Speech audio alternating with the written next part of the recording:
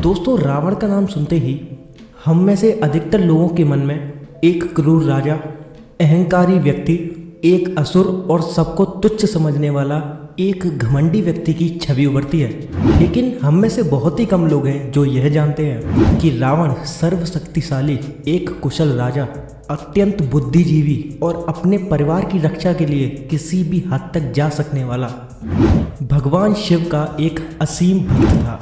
रावण जन्म से ना ही एक राक्षस और ना ही एक ब्राह्मण था। वह ऋषि विशर्वा का पुत्र था जो एक ब्राह्मण थे। उसकी माँ केकसी जो एक क्षत्रिय राक्षसी थी, जिसे ब्रह्म राक्षस के नाम से भी जाना जाता है। एक व्यक्ति जिसके पास ब्राह्मण की बुद्धि और राक्षस की शक्ति थी। उसका पुष्पक विमान बहुत ही प्रसिद्ध था, जिसका प्रयोग भगवान राम ने सीता जी को बचाने के बाद वापस लौटने के समय किया था। लेकिन लोग ये नहीं जानते कि रावण के पास और भी हवाई जहाज और उनके उतरने के बहुत सारे हवाई अड्डे भी थे। दोस्तों, आज भी श्रीलंका में ऐसे हवाई अड्डे हैं जिनको कहा जाता है कि रावण ने उन्हें इस्तेमाल किया था।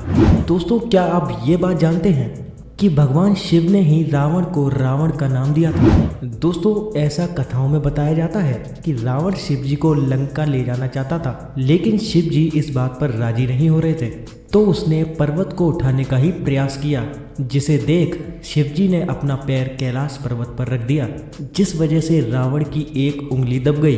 लेकिन हठी रावण दर्द होने के बावजूद भी जोर जोर से शिव तांडव करने लगा। यह सब देखकर शिव जी को बड़ा अजीब लगा कि कोई व्यक्ति इतने दर्द होने के बावजूद इतनी तेज तेज शिव तांडव कैसे कर सकता है। फिर उसी क्षण शिव जी ने रावण को रावण का नाम दे दिया। दोस्तों, रावण का अर्थ होता है तेज तेज आवाज में दहाड़ना। दोस्तों, रावण सर्वशक्तिशाली भी था। उसका प्रमाण इस चीज से लगता है कि रावण तीनों लोकों का स्वामी था। उसने न केवल इंद्रलोक बल्कि भूलोक के भी बड़े बड़े हिस्सों को अपनी असुरों की ताकत को बढ़ाने के लिए कब्जा किया था।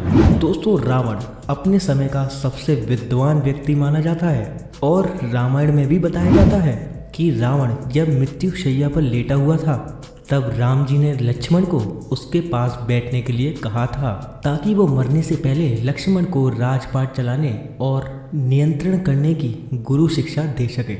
दोस्तों, ऐसा माना जाता है कि रावण इतना शक्तिशाली था कि उसने नवग्रहों को अपने अधिकार में ले लिया। दोस्तों, कथाओं में बताया जाता है कि जब उसके पुत्र मेघनाद का जन्म हुआ था, तब रावण ने ग्रहों को 11वें स्थान पर रहने के लिए कहा था, ताकि उसके पुत्र को अमरता मिल सके।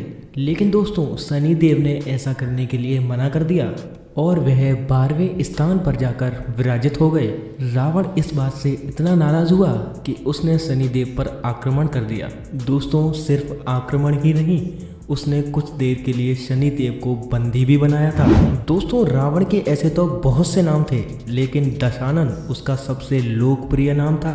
रावण एक आदर्श भाई और एक आदर्श पति भी था। एक तरफ उसने अपनी बहन शूर्पणखा के अपमान का बदला लेने के लिए इतना बड़ा फैसला किया जो उसकी मौत का कारण था, तो वहीं दूसरी ओर अपनी पत्नी को बचाने के लिए वह इस यज्ञ से उठ गया जिससे वो राम जी की सेना को तबाह कर सकता था। इसके अलावा जब कुंभकर्ण को ब्रह्मा जी ने हमेशा के लिए नींद में सोने का वरदान दिया था, तब रावण ने वापस तपस्या करके इसकी अवधि को 6 महीने कराया था। दोस्तों, इससे पता चलता है कि रावण अपने भाई बहनों और अपनी पत्नी की कितनी फिक्र करता था। भारत और श्रीलंका में कई ऐसी जगह हैं जहां पर रावण की पूजा होती है। दक्षिणी भारत और दक्षिणी पूर्वी एशिया के कई हिस्सों में रावण की पूजा की जाती है और अनेकों संख्याओं में रावण के भक्त भी हैं।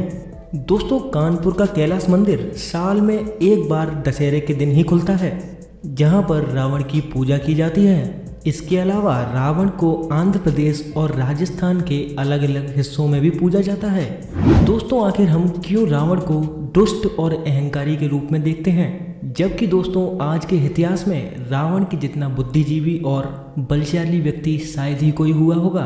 दोस्तों, अब मुझे आज्ञा दें। अब मिलते हैं ऐसे ही किसी ज्ञान से भरी एक और वीडियो के साथ। धन्यवाद।